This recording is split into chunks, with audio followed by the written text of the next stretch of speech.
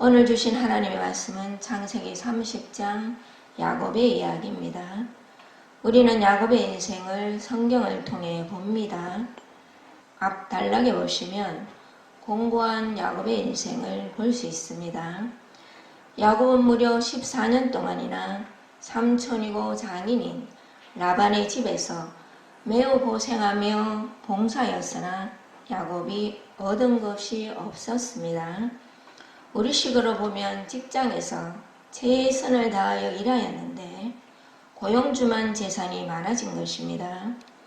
야곱은 경제적 위기, 직업의 위기, 비전의 위기를 겪게 됩니다. 야곱은 어떻게 해야 될지를 모르겠고 내 삶은 어떻게 되는 것인가 방향을 잃어 공공한 상태였죠. 25절에 보시듯이 야곱은 이제는 떠나고 싶다라는 생각을 하게 되었습니다. 야곱은 고생하고 수고하였으나 얻은 것이 없는 현실에서 비전의 혼란과 진로에 대한 혼란을 겪고 있는 것을 우리는 성경을 통해 알 수 있습니다. 야곱에게 위기가 온 것을 알 수 있죠. 우리는 창세기 30장뿐만 아니라 성경 매장마다 믿음의 선조들이 인생의 위기를 겪게 되는 것을 보게 됩니다. 하지만 성경은 아시다시피 위기의 책이 아닙니다. 위기를 겪는 우리에게 우리 주 예수 그리스도를 통하여 붙는 하나님의 복이 기록된 책입니다. 하나님께 선택된 사람이 하나님의 은혜와 하나님의 비전으로 승리하는 모습을 보여주는 것이 바로 창세기 30장입니다. 야곱의 이야기인 듯하나 야곱의 이야기가 아니고요. 하나님의 이야기입니다. 우리는 하나님의 말씀을 영원한 생명의 말씀이라고 믿고 있죠. 왜 영원한 말씀입니까? 하나님의 본성이 바로 영원이기 때문입니다. 하나님이 말씀하시는 것은 언제나 영원입니다. 영원이란 과거, 현재, 미래, 시대를 언제나 뛰어넘는 것을 영원이라고 합니다.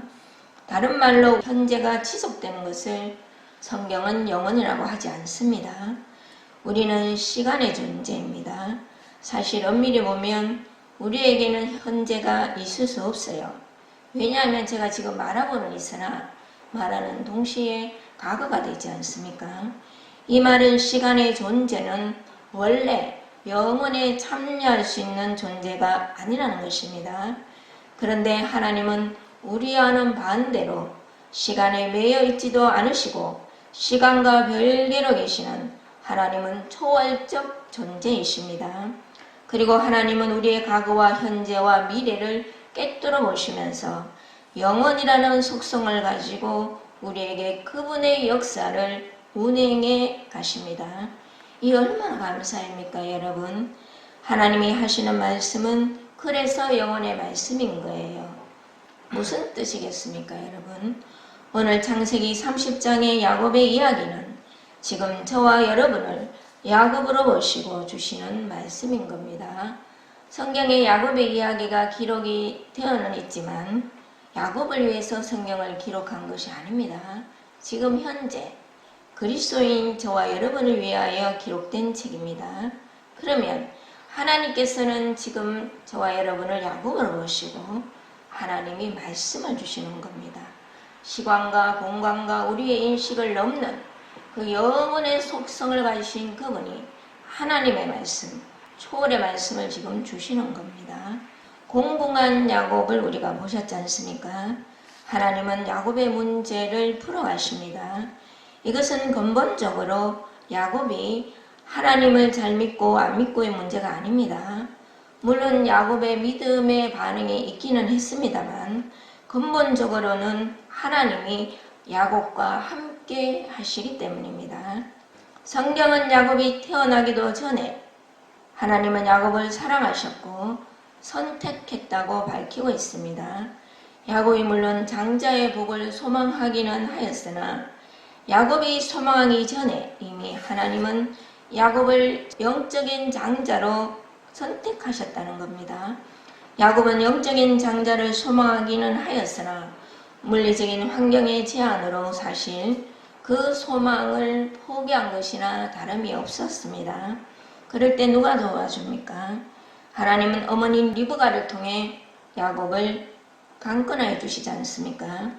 야곱은 장자의 위치에 인간적인 시각으로는 하나도 들어맞는 사람이 아니었습니다. 복을 받을 수 없는 사람인데 장자권의 축복을 받게 됩니다. 그러나 이것이 들통이 나게 되죠. 우리가 여기서 볼 것은 우리의 인식으로는 들통이 나면 법은 취소가 됩니다. 이것을 율법이라고 합니다. 물론 율법은 악한 것은 아닙니다. 우리 인간 사회를 지탱하기 위해서는 반드시 필요한 법이지요. 법이 없으면 이 사회가 어떻게 되겠습니까? 율법은 로마서 7장 12절에 보시면 거룩하고 의롭고 선한 것입니다. 그런데 하나님은 아무리 선하고 의롭고 그리고 거룩하더라도 우리를 율법으로 대하시지 않겠다고 하셨어요. 그것을 야곱을 통해서도 지금 우리들에게 보여주시는 겁니다. 창세기 28장을 보시면 속인 것이 들통이 나서 도망가는 야곱을 하나님은 찾아오셔서 야곱을 축복하십니다. 어마어마한 축복을 하게 되지요. 땅의 모든 족속이 너 때문에 내 자손 때문에 복을 받으리라. 놀라운 약속의 말씀을 축복을 하십니다. 영원한 현재로 지금 여러분에게 주시는 말씀입니다. 생명의 지체인 여러분을 통해 많은 사람들이 복을 받게 될 것이다. 그리고 네 자손 때문에 복을 받게 될 것이다. 지금 말씀하시는 것입니다. 영원한 현재로 지금 여러분에게 주시는 말씀이에요. 하나님은 반드시 생명의 지체들을 축복하십니다. 여태껏 받은 복도 많지만 성경은 매일매일 재창조해 주시겠다고 약속을 하셨거든요. 하나님은 성경에 있는 모든 말씀을 영원한 현재로 우리들에게 주고 계시는 겁니다.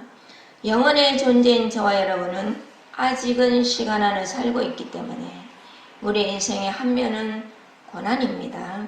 공공한 삶은 우리가 살면서 반드시 겪을 수밖에 없습니다. 이해할 수 없는 고통과 고난과 억울함을 겪을 때 있습니다. 이것은 예수를 믿든 안 믿든 옵니다. 그러나 그리스도인의 고난은 곧 영광입니다. 그래서 고난을 피하지 않는 것입니다. 예수님 제자들조차도 고난 없이 주님이 메시아가 되었으면 좋겠다 그렇게 생각을 했고요. 그래서 베드로는 그래야지 마옵소서 한 겁니다. 그리고 유대인들도 그렇게 생각을 했지만 하나님의 아들인 예수 그리스도조차 고난을 통해 그 이름을 높이시고 세계 만민을 그 발 앞에 무릎을 꿇게 하셨습니다. 그리스도의 십자가 고난을 통과하여 우리를 건지신 것입니다. 고난 없이 진정한 하나님의 영광에 들어갈 수 없는 거예요. 그것은 원리입니다. 예수를 믿든 안 믿든 겉으로 보기에 고난은 비슷한 듯 하나 생명의 지체인 우리가 받는 고난은 다른 차원으로 갚아집니다. 그것이 약속이에요. 예수 그리스도께서 피를 흘리기까지 맹세하시기까지 세운 새 언약의 법칙인 겁니다. 환난과 연단을 통해 하늘의 소망이 저와 여러분에게 이루어지는 겁니다. 오늘 창세기 30장 야곱의 인생에 고난이 있었는데 마지막에는 해결이 있습니다. 야곱의 인생에 하나님이 개입하셔서 믿음으로 승리하게 하심을 보여주십니다. 저와 여러분은 승리할 수밖에 없는 인생입니다. 왜냐하면 승리하게 하시는 이미 완전히 승리하게 하신 우리 주 예수 그리스도를 믿기 때문이죠. 근데 이 믿음에서 떨어져 버리면 그 일은 이루어지지 않습니다. 예수 그리스도께서 저와 여러분을 위해 흘리신 피는 새 언약의 피입니다. 새 언약이라는 것은 구약의 모든 언약을 모두 담으신 언약이에요. 율법으로 대하시지 않고 우리를 율법으로 대하면 어떻게 살겠습니까, 여러분? 우리가 무슨 수로 내가 거룩하니 너희는 거룩하라는 그 말씀에 하나님의 그 높은 차원까지 도달할 수가 있겠습니까? 그래서 은혜인 거예요. 예수 그리스도를 통하여 은혜 위에 은혜라 그랬어요. 그리고 긍휼 위에 긍휼이라 그랬어요. 율법으로 대하시지 않으시고 은혜로 대하시고 내가 연약해서 엎드려 있을 때에도 주님이 친히 능력이 되어 나를 일으켜 주시는 겁니다.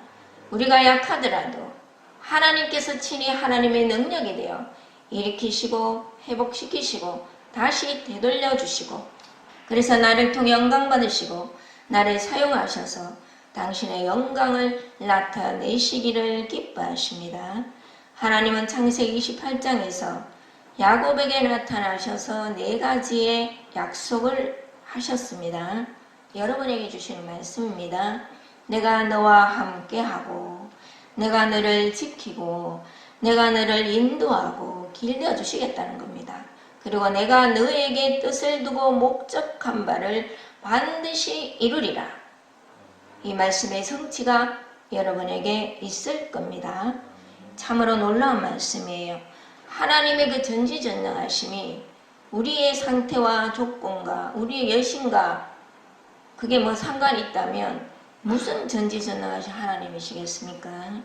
그러지만 우리의 믿음을 보시죠. 야곱에게 약속하신 내가 너와 함께하고 내가 너를 지키고 내가 너를 인도하고 내가 너에게 뜻을 두고 내가 목적한 바를 반드시 이룰 것이다.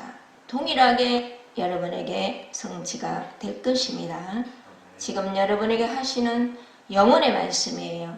우리는 그럴 때도 다시 그분이 인도하셔서 옳은 것을 찾게 하시고 불신 가운데서도 믿음으로 오게 하시고 믿음으로 믿음에 이르게 하셔서 믿음 안에는 능치 못함이 없다는 것을 알게 하셔서 놀라운 승리의 삶을 맛보게 하십니다.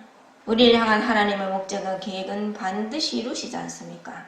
오직 의인은 믿음으로 산다고 했습니다.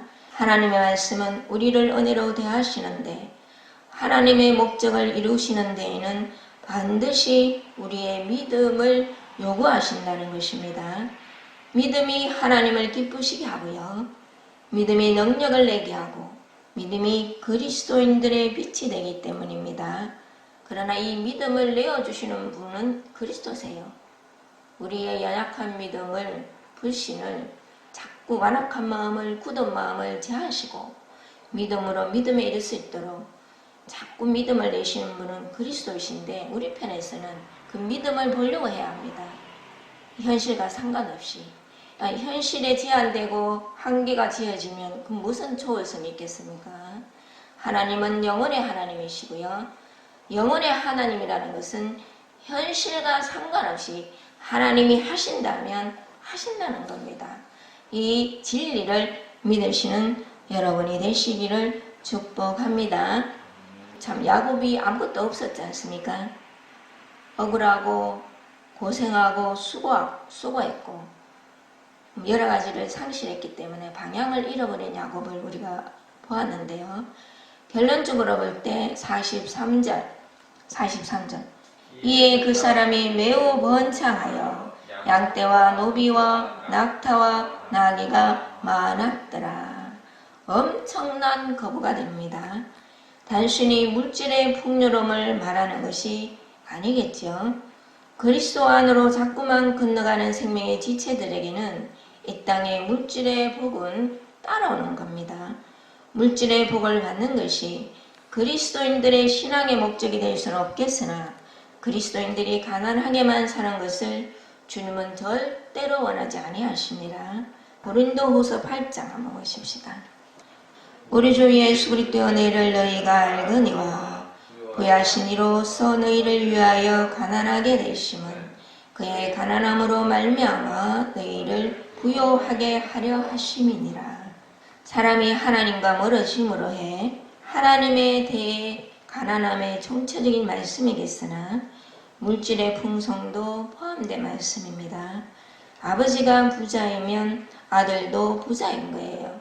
저와 여러분 안에 완전하고 온전하신 우리 주 예수 그리스도가 우리를 살아주시는 이상 그리스도를 소유했기 때문에 저와 여러분은 이미 다 가진 거예요. 이미 믿음의 승리는 나에게 주어진 것이라 믿으시고 강하고 담대하게 당당하게 신앙생활 하시기를 축복합니다. 그리고 우리가 물질로도 넉넉해야 흘러보내지 않겠습니까? 이 야곱의 축복이 여러분에게도 있으시기를 축복합니다. 분명한 것은 여러분이 바라는 것보다 하나님이 더 바라세요. 주기를 더 원하신다니까요.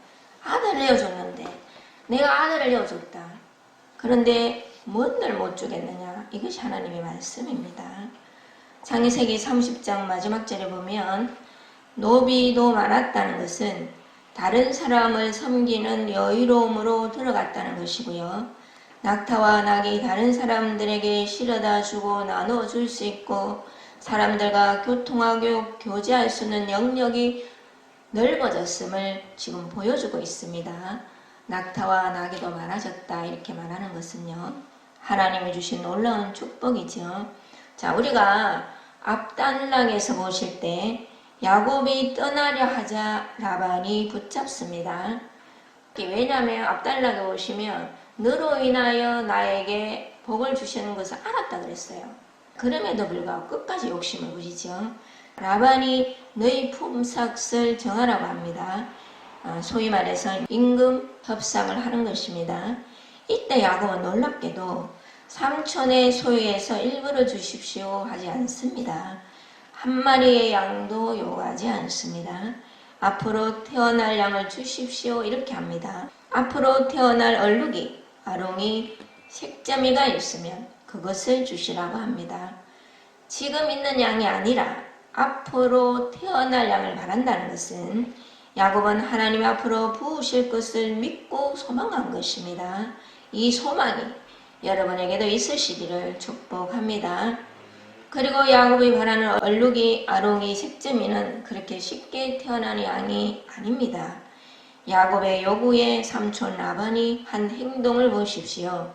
얼룩이 아롱이 색점이는 자기 아들들에게 전부 다 맡기고 혹시라도 야곱에게 태어날까 싶어서 전부 다 갖다 맡기고 야곱에게는 하얀 양들만 맡겼습니다. 야곱에게는 야곱이 바라는 얼룩이 아롱이 색점이가 한 마리도 없었습니다. 그럼에도 소망하고 바라는 것은 하나님을 신뢰하는 하나님의 사람의 태도입니다. 이것이 믿음이에요. 지금 아무것도 없어요. 아무것도 없는데 그리고 보이지도 않는데 믿음으로 소망한다는 것은 없는 것을 있는 것처럼 부르시는 하나님을 전적으로 신뢰한다는 것이거든요. 여러분 인생길에 하나님이 예비하신 축복은 여러분의 상상을 넘습니다. 더욱더 기대하시기를 축복합니다. 그리고 반드시 믿음의 길을 가시면 성경이 말하는 소망과 만나게 되어 있습니다. 우리의 소망이 아닙니다, 여러분. 우리가 왜 환난과 연단과 고난과 여러 가지 역경을 겪게 됩니까? 물론 다른 이유도 있겠지만 사망의 세상이라 그런 면도 있겠지만 우리의 거룩을 위해서이고요. 우리의 소망은 흩으시고 하나님이 목적하신 나를 향한 창세전의 그 계획이 그 소망이 나를 통해 이루어지는 겁니다. 근데 우리 옛사람 아담은 그걸 원치 않거든요. 절대로 원하지 않습니다, 여러분. 무슨 수로 우리가 그 거룩한 하나님의 뜻을 바란단 말입니까? 그래서 흩으시는 거예요. 흩으시고 다루셔서 마침내 마음의 손을 내밀어 하나님의 뜻과 내 뜻이 부합이 될 때 하나님이 얼마나 기뻐하시겠습니까? 영원한 생명을 통해 그것도 주님이 다 알아서 하심에도 불구하고 마음의 손을 내밀어 주님과 합합니다 하는 생명의 지체들을 그래서 그렇게 기뻐하는 거예요. 그것이 진정한 자기 부인인 줄 믿습니다. 오늘 본문을 이렇게 자세히 보시면 야곱이 맡고 있는 양과 얼룩이 아롱이 색점의 양들은 그 거리가 36절에서 보시듯이 사흘 길을 뜨게 하셨습니다. 그러나 야곱은 하나님 안에서 소망을 가지게 됩니다. 왜 사흘이겠습니까, 여러분? 성경에서 사흘이란 단어는 비밀이 큽니다. 구약에서는 잘 몰랐으나 신약에서는 그 비밀이 풀리게 됩니다. 예수님이 마가복음 8장, 9장, 10장 세 번이나 말씀하시기를 인자가 첫날에 사람들에 의해서 대제사장들과 장로들과 관원들에게 넘겨지고, 그리고 둘째 날 장사 지낸 바 되고, 그리고 셋째 날 살아나리라 이렇게 말씀을 하셨습니다. 우리를 향한 구원과 구속과 영원한 생명을 선물하시기 위해 주님의 그 십자가 죽음과 장사 진행과 부활을 사흘로 표현하셨거든요. 자, 사흘의 과정은 십자가를 통해 저주가 끝내지고, 죄를 끝내시고, 사탄이를 끝내시고, 육신을 끝내시고, 세상을 끝내시고, 우리의 모든 불행을 끝내시고, 우리의 죄값을 다 갚으시고, 율법도 끝내시고, 율법의 저주와 심판도 끝내시고, 장사 지냄을 통해 모든 것을, 부정적인 것을 묻어버리시고, 광명한 부활을 통해 새 세상을 창조하시고, 저와 여러분에게 새 생명을 주시고, 주님의 부활의 영으로 우리 안에 거하시면서 풍성한 은혜와 십자가의 그 공로와 그리스도의 부활 안에 있는 생명의 그 풍성들을 지금 계속 내고 계시고 또 붓고 계십니다. 믿으십니까? 이 진리를 믿게 되는 것은 우리가 우리 안에 찾아오신 그리스도 예수 안에 있는 내 영이 믿어지지, 우리가 인식하고 있는 육신의 인식으로는 절대로 그 믿어지지 않습니다. 그리고 이 옛사람 아담은 그걸 바라지도 않아요. 그래서 매일매일을 내 안에 찾아오신 그리스도를 보려고 하셔야 되고요. 말씀을 통해 그 생명을 누릴 때에 이 완전하고 온전하신 약속된 말씀이 믿어지는 겁니다, 여러분. 이 복을 받은 이 믿음이라는 것을 내어주신, 그리고 이 생명의 지체들을 향한 주님의 거룩한 열심이 얼마나 감사합니까? 자, 이 놀라운 그리스도를 우리가 소유하고 있죠. 그리스도가 아니면, 영원한 생명이 우리를 살아주신다는 것을 믿고 있지 않으면 고난은 고난으로, 실패는 실패로 끝날 수밖에 없습니다, 여러분. 그리스도의 사흘의 사역 때문에 고난이 영광으로 바뀌는 겁니다. 그리스도의 고난과 우리의 고난은 붙어 있는 겁니다. 그리스도의 사흘을 통해 그리스도의 영광이 우리의 영광이 된 겁니다. 오늘 본문에 야곱이 돌보는 양이 따로 있고요. 라반의 아들들이 돌보는 양이 따로 있듯이 하나님은 하나님의 어린 양이 우리들의 목자가 되어 우리를 돌보십니다. 그리고 그리스도와 연합된 우리도 목자가 되어 양을 치기도 합니다. 야곱은 인생의 위기를 겪었으나 하나님의 축복을 바랬습니다. 아무것도 없어요. 아무것도 없음에도 없는 것을 있는 것 같이 부르시는 그 하나님을 기대했다는 겁니다. 경제적 위기, 사람관계의 위기 우리도 겪습니다. 낙심될 수밖에 없는 상황 속에서 놀라운 우리 주 예수 그리스도, 그분을 기대하십시다. 기대하고 기대는 것, 그분을 신뢰하는 것을, 그걸 믿음이라고 하는 겁니다. 낙심될 수밖에 없는 상황 속에서도 하나님을 기대하는 그 믿음을 주님은 아주 귀하게 보십니다. 하나님은 반드시 여러분을 축복하신다는 겁니다. 하나님은 우리들이 아브라함의 믿음, 이삭의 믿음, 야곱의 믿음을 소유하기를 원하셔서 오늘 이 말씀을 주시는 겁니다. 이미 우리 안에 찾아오신 그리스도 안에 다 들어있는데 우리가 뭔지를 지금 모르고 있기 때문에 말씀을 통해 알게 하시는 겁니다. 근데 우리는 많은 시간을 하나님의 말씀을 살아 역사하기 때문에, 완전하고 온전하신 하나님의 능력이 우리를 잡고 있기 때문에 우리의 인식체계와 상관없이 그분은 역사하시는 겁니다. 야곱의 인생에 하나님은 어떻게 역사하시는지 보십시다. 야곱이 버드나무와 살구나무와 신풍나무의 가지를 긋습니다. 그리고 지팡이를 만듭니다. 성경에서 가지와 지팡이는 동일한 단어입니다. 예수님께서 여기 나오는 지팡이라는 단어 그대로를 복음서에서도 사용하십니다. 제자들이 복음을 전하러 나갈 때 지팡이 외에는 가지지 말라고 하시죠. 전도 여행을 위해서 지팡이 외에는 양식이나 주머니나 전대나 돈이나 아무것도 가지지 말아라 이렇게 하십니다. 그럼 지팡이는 도대체 무엇을 상징하겠습니까? 오직 지팡이 하나 돌려보내십니다. 야곱도 고향을 떠날 때 지팡이 하나 의지해서 떠났다라고 성경이 밝힙니다. 지팡이는 나무에서 꺾어 만든 것을 지팡이라고 하지 않습니까? 야곱이 가지를 칼로 벗기고 상처를 내죠. 지팡이는 그리스도를 의미합니다. 야곱이 아픔이 있는 것입니다. 나무에서 꺾은 가지를 칼로 상처를 내고 그리고 껍질을 벗기고 할 때 꺾인 가지가 자기 마음 같았을 거 아니겠습니까? 심리적으로 보면 꺾은 가지는 자기 같았을 겁니다. 아픔이 있어요. 어려움이 있습니다. 공공이 있습니다. 저와 여러분도 마찬가지예요. 한면에는 그럴 수밖에 없는 인생을 살고 있습니다. 비교할 수 없는, 비교될 수도 없는 다른 차원으로 우리 주 예수 그리스도께서 갚아주신다는 사실입니다. 갈라디아서 2장 20절 내가 그리스도와 함께 십자가에 못 박혔나니 죽었다는 것입니다. 그런즉 이제 내가 사는 것이 아니요 내 안에 그리스도가 사는 것이라. 그럼 나는 뭐 하느냐? 그리스도가 사는데 자, 내가 사는 것은 그 그리스도를 믿는 믿음 안에서 산다 그랬지 않습니까? 이 믿음의 신앙의 고백이 저와 여러분의 신앙 고백인 줄 믿습니다. 사실 우리의 본질은 그리스도예요. 그래서 우리의 본질은 그리스도 안에 있고 그리스도라는 사실입니다. 그렇기 때문에 우리의 고난은 그리스도가 사용하는 것으로 믿는 겁니다. 물론 죄를 지어서 주님 앞에 징계를 받기도 하고 실수를 해서 고난 받을 때도 있습니다. 그러나 이미 그리스도가 십자가의 영단번의 제사를 통해 끝내셨음을 믿기 때문에 그 모든 책임을 그리스도께서 지심을 우리가 믿는 거예요. 그래서 성도의 고난은 곧 영광이라는 겁니다.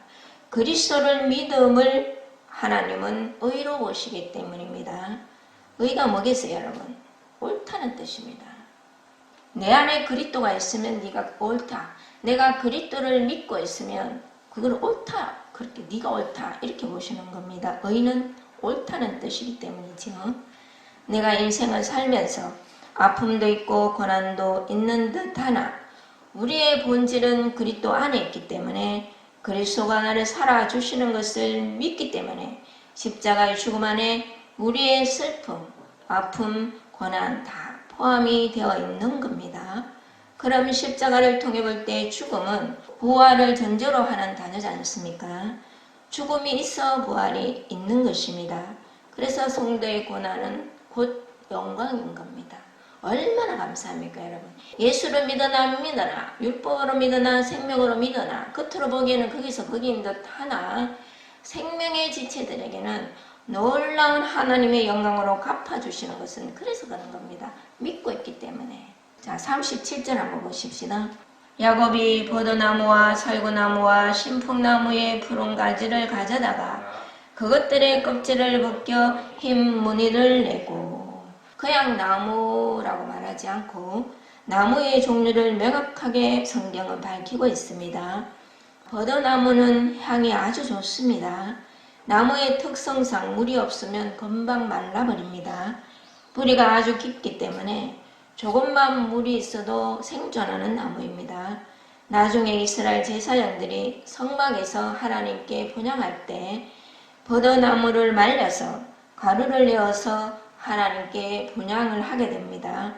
향이 좋았기 때문이고요. 조상 야곱이 가졌던 비전과 소망을 이스라엘 백성들에게도 내려주시기를 소망하면서 그대로 쓴 것입니다.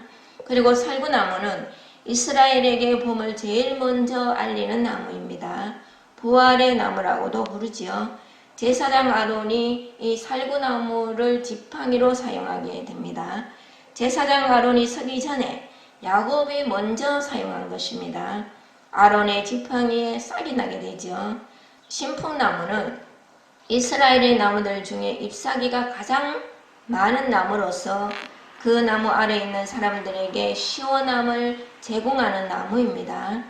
야곱이 이 세 개의 나무의 가지를 꺾어 그렇게 세워두고 상처를 내어 양들이 보게 있다는 것입니다. 이 모든 항목 하나하나가 다 예수 그리스도를 설명합니다. 포도나무가 가루가 되어 하나님의 성전에서 분향하는 제사로 쓰였듯이 예수 그리스도를 통하여 하나님의 양들이 태어나는 것입니다. 살구나무가 아론의 지팡이가 되어 삭이 났듯이 잘려진 나무가 삭이 났다는 것은 그리스도의 부활을 상징합니다.